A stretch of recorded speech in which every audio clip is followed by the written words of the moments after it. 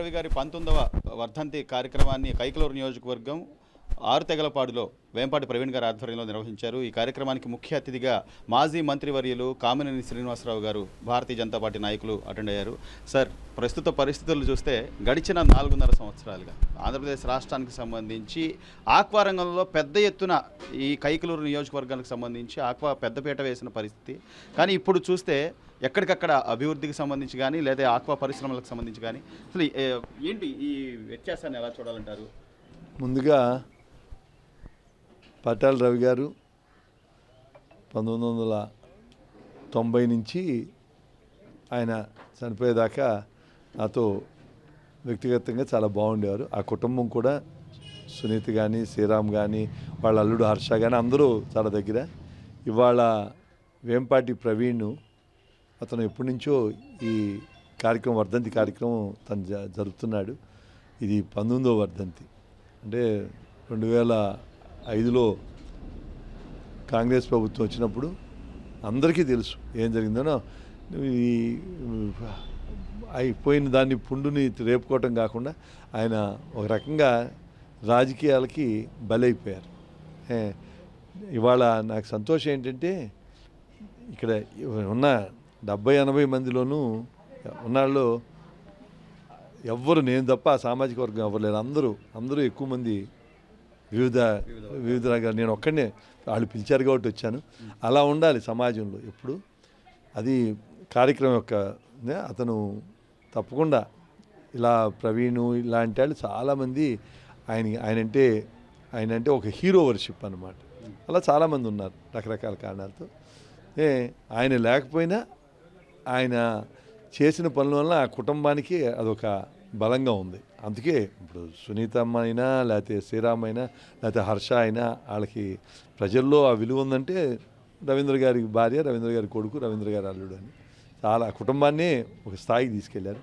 ఇక ఆక్వా రంగానికి వస్తే 2018లో as per the planning department census ప్రకారం రాష్ట్రంలో రూరల్ మండలాలు 660 ఉంటే హయ్యెస్ట్ తలసరి ఆదాయం కలిదిండి, నెక్స్ట్ మళ్ళీ భీమవరం లేకపోతే బాపట్ల వల్ల నెక్స్ట్ కైకలూరు వచ్చింది. అంత అభివృద్ధి చెందిన రంగం ఇవాళ చాలా చాలా కష్టాల్లో ఉంది. ఎక్కడైతే కష్టపడి దీంట్లో ప్రభుత్వం చేయాల్సింది నీళ్ళు ఇచ్చి, కరెంట్ ఇచ్చి, వాళ్ళకి మిగిలిన వాళ్ళు ఎవరు వాళ్ళకి దోచుకోకుండా, ఎవరైనా మేతవును అమ్ముడవును అవి కట్టి చేస్తే రైతులు బంగారం పండిస్తాయి. కష్టం అంతా రైతులది. కానీ ఇవాళ కరెంటు ఛార్జీలు పెంచి ప్రభుత్వం ఏం చేయగలదు? కరెంటు తక్కువకి ఇస్తే ఆ పండించిన వాళ్ళకి లాభం ఉంటుంది. కరెంటు ఛార్జీలు రైతులకు భయం వేసిపోతుంది. కరెంటు బిల్లు వస్తుందంటే అందులో చేపల చెరువులు అయితే కరెంటు లిమిటెడ్, నీళ్లు తోడటానికి, నీళ్లు బయటకు తోడటానికి లోన బయటకు ఏడాదికి ఒకసారి తోడాలి, పైపు తీస్తే వెళ్ళిపోతుంది అడుగు నీళ్ళే, లోనకి ప్రతి వారం తోడుకోవాలి. ఇట్లా కాదు, ఈ రొయ్యలు సాగంటే ఎయిరేటర్స్ పెట్టి రోజు కరెంటుతో పని, ఆ బిల్లు భయం వేసిపోతాను. ప్రభుత్వం ఇంత ఇప్పుడు ఆంధ్ర రాష్ట్రం నుంచి ఎగుమతి అయ్యేది 64,000 కోట్లు. ఇది ఆ రోజు చంద్రబాబు నాయుడు గారు ఆ ప్రభుత్వం తీసుకున్న ఎంకరేజ్మెంట్ వల్ల ఆ స్థాయికి వెళ్ళింది. ఈ ప్రభుత్వం ఏ రకంగానూ వీళ్ళకి అండగా లేకుండా కరెంటు ఛార్జీలు పెంచి చెరువులు తవ్వివ్వాలంటే పర్మిషన్ ఇవ్వాలంటే అనాథరైజ్గా తవ్వుకుంటే మట్టి వాళ్ళకి ఇచ్చేయాలి. అలాగే రిపేర్ చేసుకోవాలంటే మేము ఉన్నప్పుడు జీవో తీసుకొచ్చాను. నన్ను చంద్రబాబు నాయుడు గారు కమిటీ వేసి నన్ను చైర్మన్గా పెట్టారు. నేను ఒక 30 ఏళ్ళు ఆంధ్రప్రదేశ్ చేపల రైతుల అధ్యక్షుడిగా ఉన్నాను కాబట్టి నాకు కొంత అనుభవం ఉందని నన్ను పెట్టారు. అటువంటిప్పుడు రిపేర్ చేసుకోవడానికి ఎవ్వరు పర్మిషన్ అక్కర్లేదన్నాను. ఇవాళ రిపేర్ చేసుకోవాలంటే మళ్ళీ వాళ్ళ దగ్గరికి వెళ్తే వాళ్ళ పర్మిషన్. నా చెరువు నేను రిపేర్ చేసుకుని, నా ఇల్లు నేను రిపేర్ చేసుకుని ఎవరిని ఎందుకు అడగాలి? చెరువు అంటే తెవగొడుతుంది, గట్లు కరుగుతాయి. అలా ఏది పైగా జే ట్యాక్స్ అని ఒకటి వచ్చింది. ఎక్కడ వసూలు చేస్తున్నారో తెలియదు. ఆ జే ట్యాక్స్ వలన అందరూ ఇబ్బందుల్లో పడిపోయారు. ఒకళ్ళు కాదు, ఆక్వా రైతులు ఇబ్బంది పడ్డారు. అందరూ ఎగుమతిదారులు ఇబ్బంది పడ్డారు. ఫీడ్ మ్యానుఫ్యాక్చర్స్ మొత్తం పరిశ్రమ సంక్షోభం దిశలోకి వెళ్తుంది. ఎక్కడైతే సంపాదించి వాళ్ళు నిజంగా మండలాల్లో చూస్తే నాకు ఎంతో సంతోషం. అందరూ ఎక్కడో ఉన్న చక్కగా కష్టపడి వాళ్ళు కష్టపడి చక్కగా ఇల్లు కట్టుకుని పిల్లల్ని బాగా చదివించుకుని ఉన్నారు. ఇవాళ అందరూ అప్పులు పాలైపోతున్నామని భయపడుతున్నారు. లీజులోమో మన లాభాలను బట్టి పెరిగిపోయినాయి. ఇప్పుడు 80,000 90,000 లక్ష రూపాయలు లీజ్ అయిపోయింది, కానీ ఆదాయం అంత రావట్లేదు. ప్రతి వాళ్ళు ఉన్న సంపాదించిన డబ్బు మెల్లగా తరిగిపోతుంది.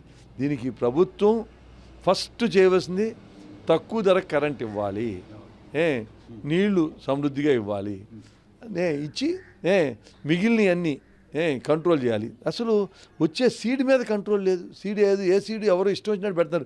సీడు నాణ్యమైన సీడ్, రొయ్యల సీడ్ రాకపోతే ఏమవుతుంది? 50 కౌంటు 100 కౌంట్లోనే పోతుంది. అందుకని తప్పకుండా ఆక్వా ఇవాళ ఆంధ్ర రాష్ట్రం దేశంలోనే అగ్రగణ్యానంగా ఉంది. 64,000 కోట్లు లాస్ట్ ఇయర్ ఎక్స్పోర్ట్స్. దాన్ని కాపాడుకోకపోతే మొత్తం రాష్ట్రమే వెనకబడిపోతుంది.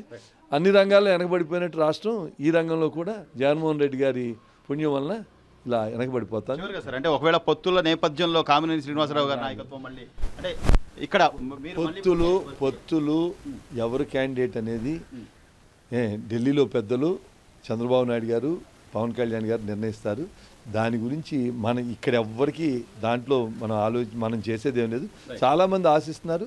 ఎవరికి వచ్చినా అందరూ కలిసి మన పిల్లల భవిష్యత్తు కోసం, మన రాష్ట్ర భవిష్యత్తు కోసం మనం ఆ రోజు వెళ్ళి మనం అందరూ ఈ దుర్మార్గాన్ని, నా పిల్లల భవిష్యత్తు కోసం, నా రాష్ట్ర భవిష్యత్తు నాది కూడా పాత్ర, అందరూ గుండె మీద చేసుకుని ధైర్యంగా పనిచేయాలని కోరుతున్నాను.